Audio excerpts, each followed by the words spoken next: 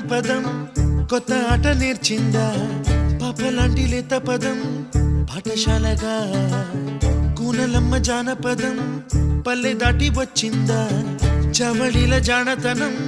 పాట చూపగా కుంచెలో దాగే చిత్రాలు ఎదురొచ్చేలా అంత